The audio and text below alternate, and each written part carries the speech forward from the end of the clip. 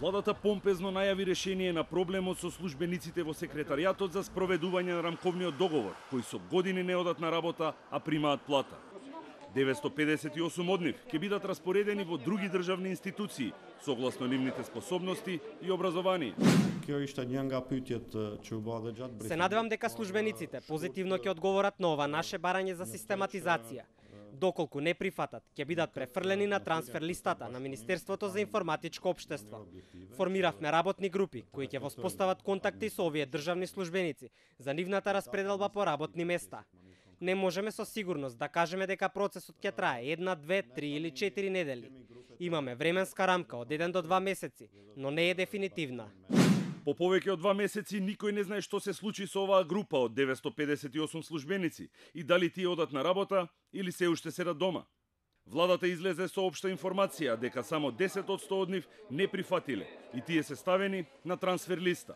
Потенцирав дека од 958 кои беа предвидени во планот на првата фаза за распределување на конкретни институции, околу 90% од нив веќе потпишале согласност.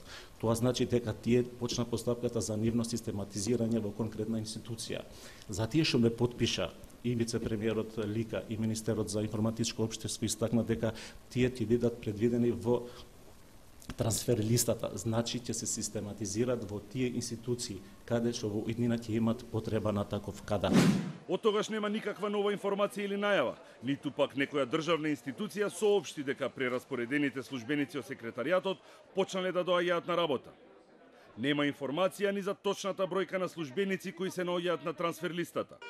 Топ тема на ваша страна ја праша владата за тоа како тече процесот на прераспределба и кога е крајниот рок прераспоредените службеници да почнат да одат на работа.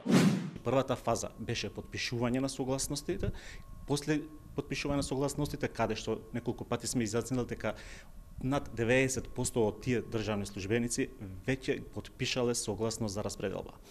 После потпишување на согласностите, почнува втората фаза, значи спогодбата меѓу двете институции. После завршување на таа фаза, потпишување од страна на државниот службеник и распределба на конкретната работна место. Временски колку би траела, да речеме, вторава фаза, кога може да се очекува дека луѓето што се веќе распоредени ќе се појават на новите работни места во другите државни институции, наместо во секретаријатот?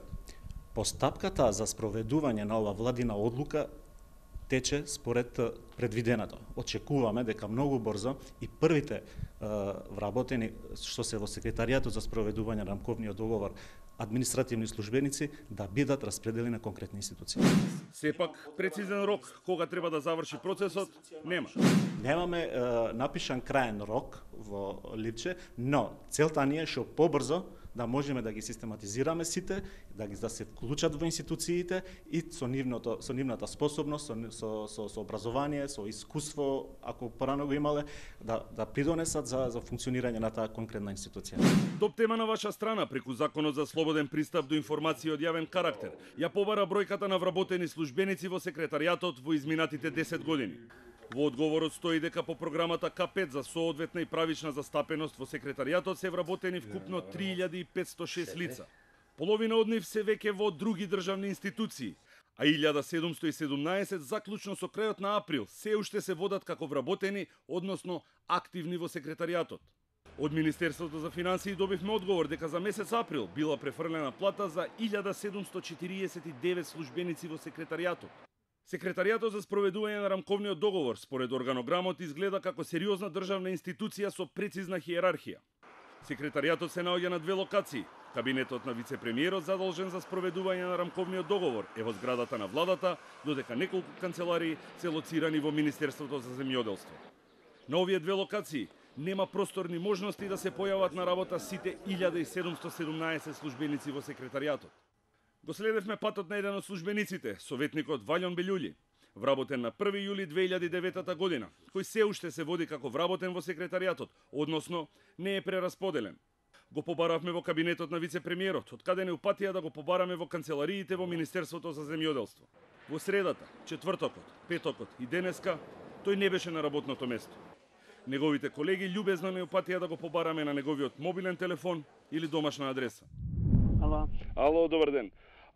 На телефон Огнен Чанчаревиќ. Ќе ве молам советникот Ваљон Белјули? Немаме таков советник. Не, како немате таков? Во што иде кај нас на работа редовно нема. На трансакцијската сметка на овој службеник оваа недела ќе му биде исплатена платата од 25.216 денари, пари исплатени од државата, а собрани од даночните обврзници. Законот е прекршен бидејќи службеникот 3 дена поред не се појавил на работното место.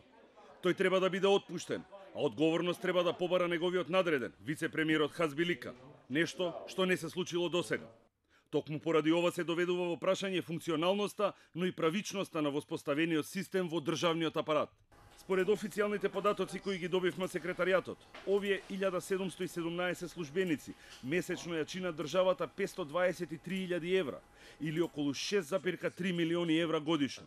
Изградбата на едно од најмодерните основни училишта во Скопје, училиштето во Капиштес, кој има капацитет од 500 ученици, чини нешто повеќе од 5 милиони евра.